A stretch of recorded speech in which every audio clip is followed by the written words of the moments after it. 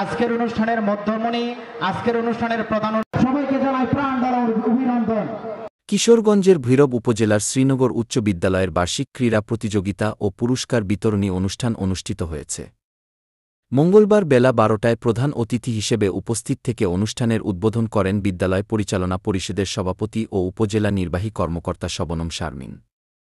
অনুষ্ঠানে বিদ্যালয়ের প্রধান শিক্ষক খলিলুর রহমানের সভাপতিত্বে বিশেষ অতিথি হিসেবে উপস্থিত ছিলেন উপজেলা বিএনপির সভাপতি রফিকুল ইসলাম, সাধারণ সম্পাদক আরিফুল ইসলাম, উপজেলা মাধ্যমিক শিক্ষা কর্মকর্তা আবুল হোসেন, মহিলা বিষয়ক কর্মকর্তা শামসুন নাহার তাসনিম, সমাজ সেবা কর্মকর্তা রিফফত জাহান থ্রোপা, একাডেমিক সুপারভাইজার স্বপ্না বেগম, বৈশাখী টেলিভিশন ও কালের কণ্ঠের ভৈরব প্রতিনিধি আদিল উদ্দিন আহমেদ।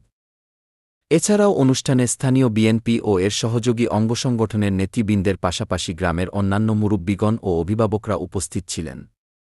জাতীয় পতাকা উত্তোলনের মধ্য দিয়ে অনুষ্ঠানের সূচনা হয়। পরে বিদ্যালয়ের শিক্ষার্থীদের অংশগ্রহণে প্রতিযোগিতামূলক বিভিন্ন খেলাধুলা, নাচ, শরীরচর্চা প্রদর্শনীসহ সারাদিনব্যাপী নানা আয়োজনে উৎসবমুখর পরিবেশ বিরাজ করেন বিদ্যালয় প্রাঙ্গণে।